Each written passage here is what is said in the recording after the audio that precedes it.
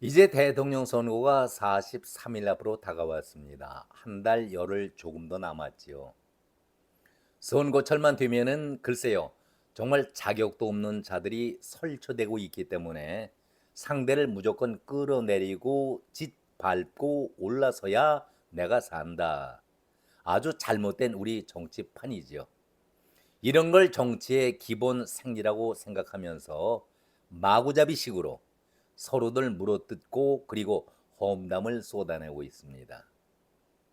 이번 대선도 43일 남겨놓고 있지만은 이재명이 마치 오래전부터 자신이 대통령이 된 듯이 감박하기 전이라도 있는 폼 없는 폼 다 재면서 마지막이지만은 대통령 행세라도 대통령 그 맛, 분위기를 느껴보려고 그야말로 유용을 쓰고 있습니다. 깜나라 조진국 시간입니다. 자, 이재명이 이렇게 설쳐되고 있는데 그렇다면 국민의힘에서는 이런 사람이 없을까요? 이재명 뺨칠 정도로 홍준표가 나서고 있는 것 아니겠습니까? 그래서 오늘 제목이 과연 진정한 후보감이 있을까 이렇게 달아봤는데 대통령 후보자로서 나설 만한 인물들이 과연 있을까? 많은 사람들이 걱정하고 있는 것과는 다르게 사라져야 될 퇴출되어야 할 그런 썩은 인물들이 내가 대통령감이다라고 설쳐되고 있으니 글쎄요, 이걸 웃어야 합니까? 정말 우리 주위에는 이런 인간들밖에는 없을까? 회의론이 먼저 들게 됩니다.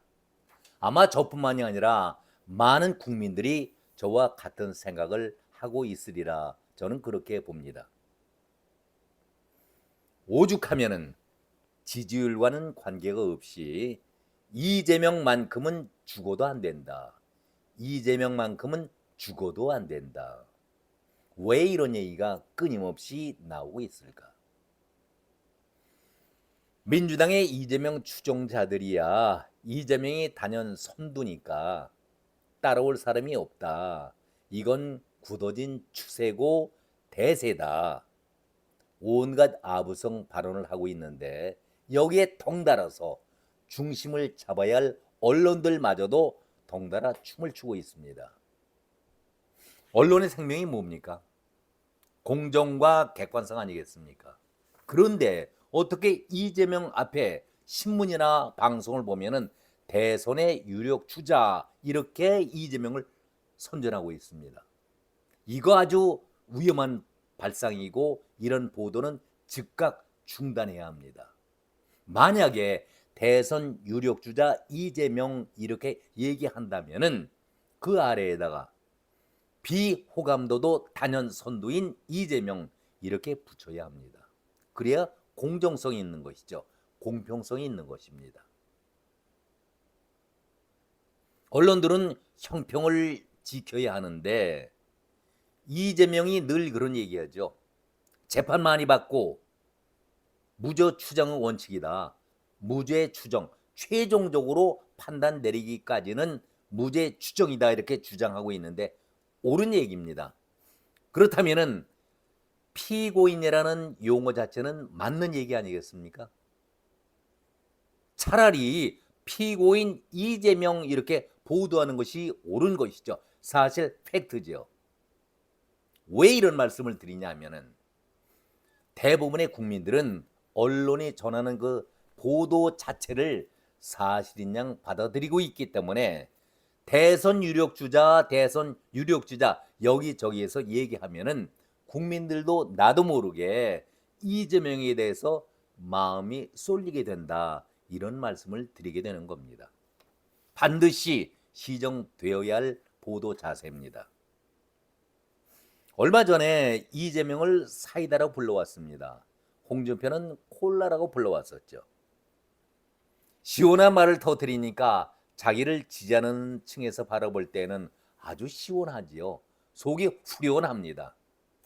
그러나 이재명이나 홍준표나 50보 100보 도토리 키재기로 똑같은 사람입니다.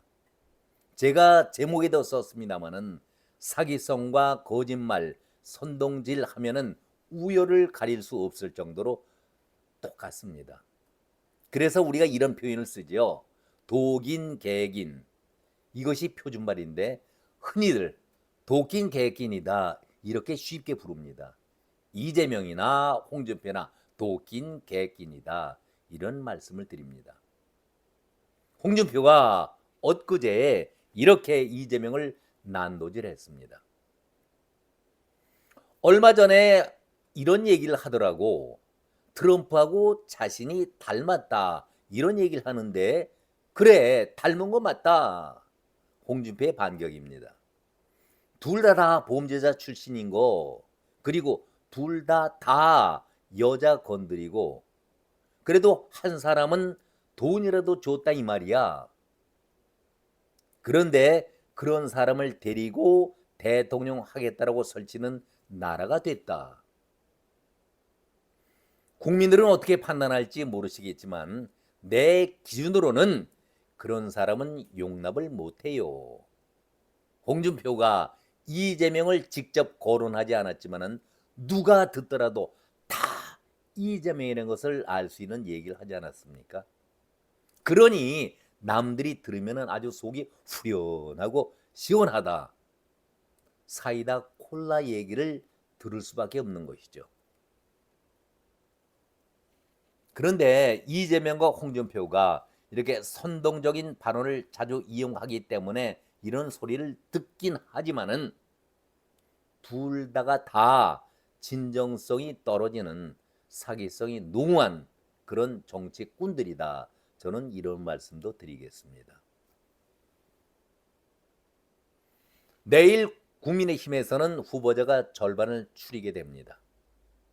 4명의 경선 대결에서 2명까지 그리고 최종 승자 후보자를 결정하게 되는데 가장 문제가 되고 있는 것이 홍준표가 이재명을 경선 대상자로 여기면서 공격하고 있는 것은 옳은 방법이다. 저는 그렇게 생각을 합니다. 이재명은 실패한 윤석열 정부를 각을 세워서 이재명 대 홍준표가 아니라 이재명 대 윤석열 그 구도로 가고 있지만 국민의힘에서는 누가 후보자가 최종 되더라도 이재명 대 자신과의 싸움으로 몰아가야 승산이 있는 것 아니겠습니까? 그런데요, 정말 미안한 말이지만 최종 후보자가 결정이 되지 않은 입장에서 홍준표가 이렇게 설쳐되고 있는 것 긍정적인 면도 분명히 있지만은 비호감된 면에서도 만만치가 않습니다. 국민의힘에서 최종 승자로 남아 있을지 모르겠지만은 홍준표 역시 비호감된 면에서는 이재명처럼 아주 강하게 보수 쪽에서는 싫어하는 인물 아니겠는가? 이게 검증된 사람 아니겠습니까? 저는 여러 번 홍준표 얘기가 나올 때마다 척당불기 자기 사무실 위에 걸어놓은 액자를 인용했습니다. 무슨 뜻입니까? 기계를 갖고 절대 불의에 고개 숙이지 않고 당당하게 자신 있게 나가겠다 하는 것이 척당불기의 뜻 아니겠습니까?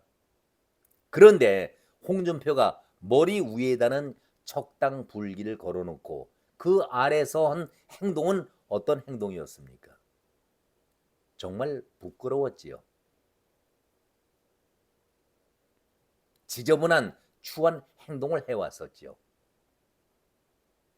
불이한 돈을 받고 정치인으로서는 해서는 안 될 그런 짓을 바로 척당불기 액자 아래서 해오지 않았었습니까? 그러기 때문에 이재명과 홍준표는 거의 같은 인물이다. 이제 윤석열 정부가 물러서고 새로운 정부가 들어선다고 하면은 이제는 구태의연한 썩은 정치인들은 우리가 가려내야 합니다. 그렇기 때문에 이재명과 홍준표 정치 퇴출의 1, 2호의 인물이다. 이렇게 말씀을 드리는 겁니다. 왜? 지지율 못지않게 지지율은 등락이 오르내리지만은 비호감도 싫어하는 그런 생각은 바뀌지가 않습니다. 그렇기 때문에 구정치인들, 썩은 정치인들은 이번 기회에 우리가 정리하는 그런 계기로 삼아야 되겠다. 이런 말씀을 드립니다. 아무튼 내일 국민의힘에서는 중간선거 결과가 나오게 됩니다. 같이 지켜보지요. 오늘은 여기까지입니다. 고맙습니다.